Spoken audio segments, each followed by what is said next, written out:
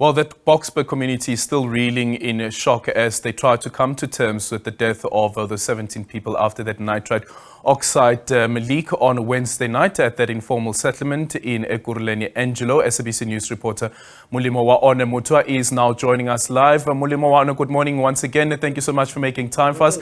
Tell us about the situation this morning and also whether the government has heeded the calls that have been made by those community members. Morning, Aldrin. Indeed, we are back at Angelo informal settlement here in Boksburg, following that tragic gas incident on Wednesday night, where 17 people lost their lives. You understand that 16 died here on the scene, and the other one died yesterday at the hospital. And yesterday we visited some of the families. We saw that family which lost 6 members, saying that it's heavy, very heavy on them. And they were also, pleading, asking for help as they needed to take the bodies of their loved ones back to their country, of origin. And this morning, the officials, some officers from the Department of Health, have visited the area, checking on the families for psychosocial services.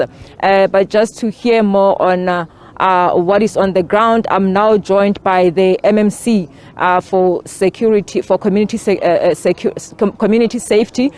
Bridget Thusi. Thusi, thank you so much for your time. You are back here this morning. Just tell us what have you observed, the families that you visited this morning? Obviously, it's a somber mood for them. Yeah. Firstly, greetings. I just want to correct, it's community services. I've been here this morning just to go to the families to see whether they've made any burial arrangements. The family with the 6 members that have passed on, they are from Mozambique and they were pleading for assistance. So we are going to be contacting the embassy to see how they can assist.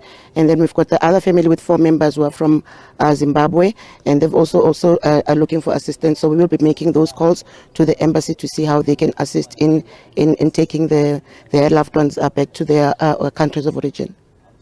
MMC, are there any locals who have been affected by this incident?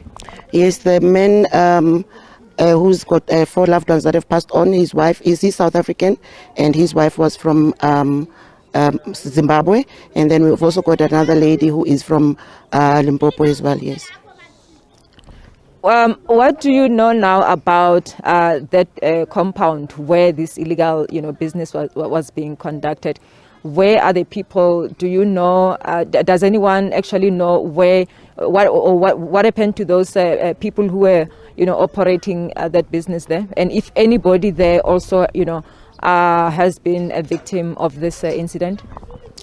So far, we have not received any updates from the police in terms of whether they've arrested anyone.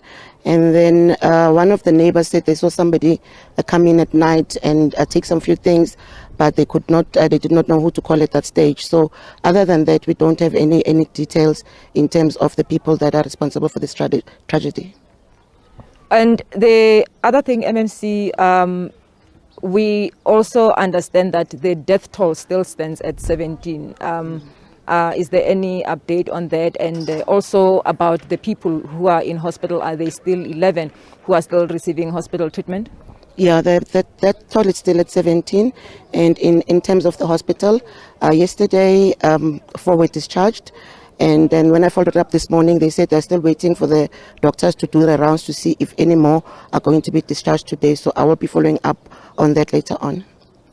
Earlier on, you actually highlighted the fact that there are plans to engage embassies for people, for those who are not locals. Yes, we are planning to engage the embassies for them to cover the cost in terms of taking the people back to the countries of origin.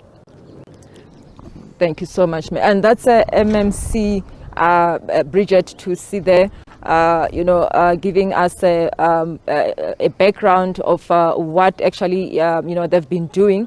Also highlighting the fact that they will be asking for or rather engaging with the embassies for people who are not locals, trying to get help to taking the bodies of their loved ones back to the countries of their origin, but then to engage with the embassies to help in terms of footing the bill. We saw yesterday some community members, as I've highlighted before, that we spoke to some of them yesterday, but then they were actually not really reluctant to speak on camera because of fear of reprisal, but then heavily lamenting about the fact that this place is actually has been taken over by illegal miners, and they also are having concerns about the police's response, saying that most of the time, even the calls that they would make to the police, are not being attended to timeously. Sometimes the police would just be in the area as if taking the rounds, but there are allegations that they are just here to take bribes. And Molemo, has there been any indication as yet from the police around how they will deal with this issue of illegal mining in that area?